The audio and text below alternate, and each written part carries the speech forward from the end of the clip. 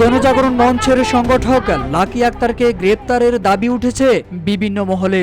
গত রাতেই লাকি আক্তারকে ফ্যাসিবাদী আখ্যা দিয়ে তাকে গ্রেপ্তারের দাবিতে মিছিল নিয়ে শাহবাগে অবস্থান নিয়েছেন ঢাকা বিশ্ববিদ্যালয়ের শিক্ষার্থীরা।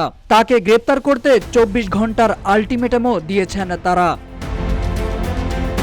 এছাড়াও এনসিপির একাধিক নেতাও সামাজিক যোগাযোগ মাধ্যমে শাহবাগ নিয়ে কথা বলেছেন।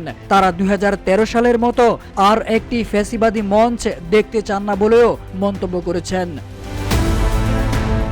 শাহবাগ একদিনে গড়ে ওঠেনি, এককভাবে কেউ শাহবাগ গড়ে তুলেনি উল্লেখ করে এনসিপি নেতা হাসনাত আব্দুল্লাহ তার ভেরিফাইড ফেসবুক পোস্টে লিখেছেন, শাহবাগ কায়েম করতে সমর্থন দিয়েছিল তথাকথিত সুশীল সমাজ, বুদ্ধিজীবী, আমলা, সাংস্কৃতিক কর্মী, বিদেশি এজেন্ট, রাজনীতিবিদ ও ক্রীড়াবিদরাও।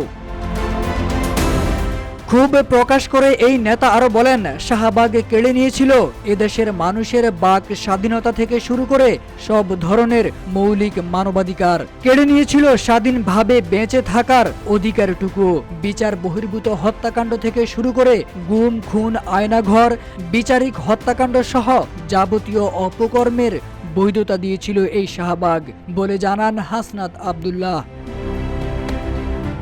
এদিকে মঙ্গলবার রাত 1টার দিকে মিছিল নিয়ে শাহবাগ প্রজন্ম চত্বরে অবস্থান নেন ঢাবি শিক্ষার্থীরা। উত্তাল ছিল পুরো ঢাবি ও শাহবাগ এরিয়া। পরে আবারও তারা জড়ো হন রাজু ভাস্কর্যের সামনে। সেখানে তারা সংক্ষিপ্ত সমাবেশ করেন। এ সময় শিক্ষার্থীরা বলেন, 2013 সালে গণজাগরণ মঞ্চ তৈরি করে বিচারহীনতার সংস্কৃতি তৈরি করা হয়েছে। লাকি আক্তার সহ অন্যরা শেখ হাসিনার এজেন্ডা বাস্তবায়নে কাজ করেছে। দেশে আর শাহবাগ ফিরবে না বলেও মন্তব্য করেন তারা। এদিকে শাপলা চত্বরের ঘটনায় হেফাজতের করা মামলায় শেখ হাসিনা, ইমরান এইচ সরকার, বেনজির আহমেদ সহ 5 জনের বিরুদ্ধে গ্রেপ্তারি পরোয়ানা জারি করেছেন আন্তর্জাতিক অপরাধ ট্রাইব্যুনাল। এছাড়া এই মামলায় 4 জন অভিযুক্ত যারা গ্রেপ্তার হয়ে কারাগারে আছেন তাদের প্রোডাকশন ওয়ারেন্ট মূলে হাজির করার নির্দেশও দিয়েছেন ট্রাইব্যুনাল।